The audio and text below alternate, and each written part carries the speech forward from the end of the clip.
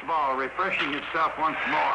When the seasons changed in April 1947, baseball and the country began to change as well.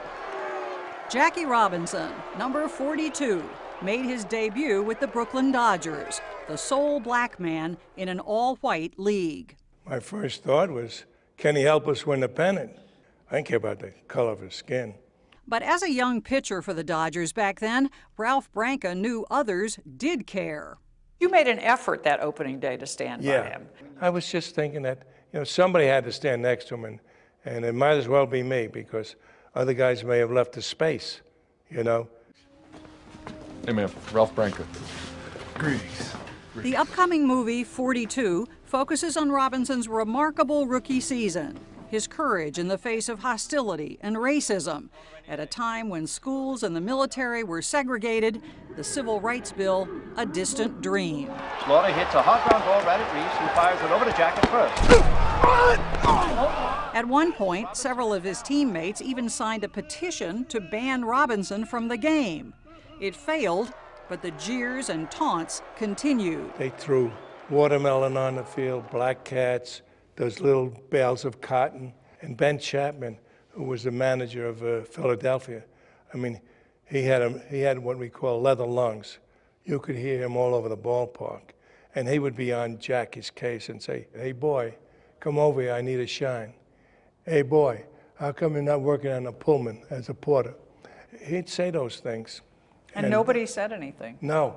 What we worried about, for instance, pitchers would throw at his head. I worried about him getting hurt. Then a new bride, Rachel Robinson attended every one of her husband's home games, as determined as he to answer the abuse by ignoring it. It was very painful, particularly when you're being attacked and you can't respond. We win if the world is convinced of two things: that you are a fine gentleman and a great baseball player. The man who put Robinson in this near impossible situation, convinced he could handle it, was Dodgers general manager Branch Rickey, played by Harrison Ford. He was willing to fly in the face of convention against all of the other leadership in organized baseball. Echo a curse with a curse, and they'll hear only yours. Follow a blow with a blow, and they'll say the Negro lost his temper. Your enemy will be out in force, and you cannot meet him on his own low ground. It sounds a little grandiose, but I felt like it was us against the world, 1968. Rachel and Jackie Robinson were married for more than a quarter of a century, until his death in 1972.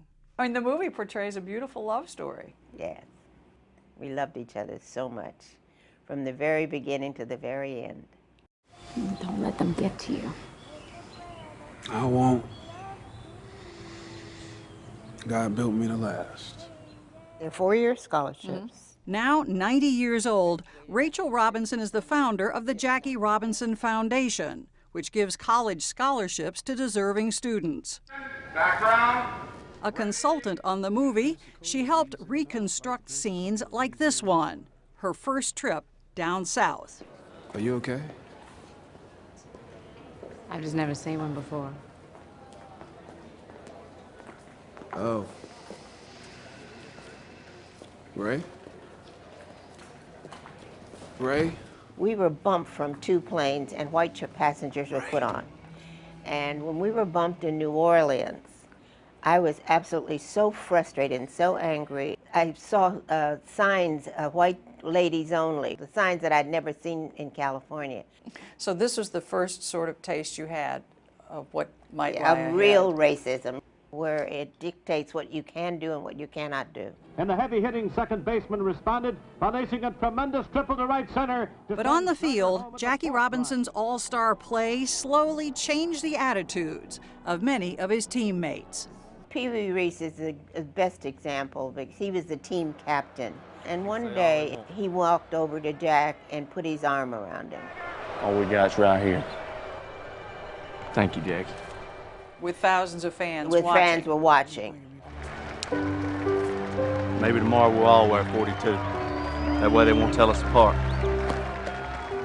That was 1947. Now, more than 6 decades later, here at Citi Field, the home of the New York Mets, Jackie Robinson's number 42 literally stands tall, and it holds a similar place of honor in all of baseball. In 1997, in an unprecedented move, it was officially retired, and so no new player ever will wear 42 again. Hi, everybody, and a very pleasant Sunday afternoon to you. But for one game each season, every player wears it in honor of Jackie Robinson. What is it like to look out and see every player on the field wearing 42? Oh, that's great. I mean, that shows that, you know, they understand what Jackie did. They met hatred with decency.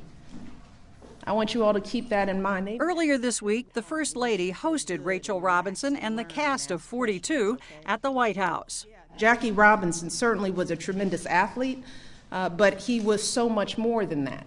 People sometimes have looked at what he did and kind of drawn a line from Jackie Robinson to Martin Luther King to Barack Obama. Is that overstating the case, do you think?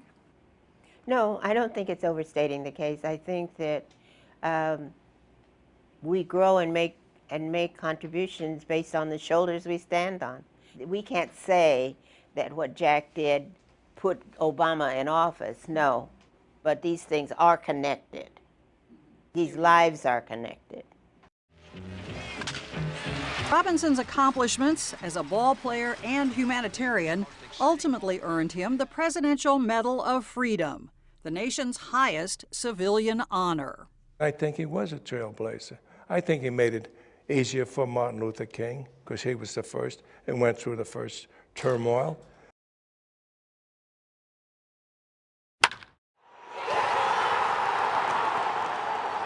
How do you want Jackie Robinson to be remembered? As a person who cared about his race, his family, and his country.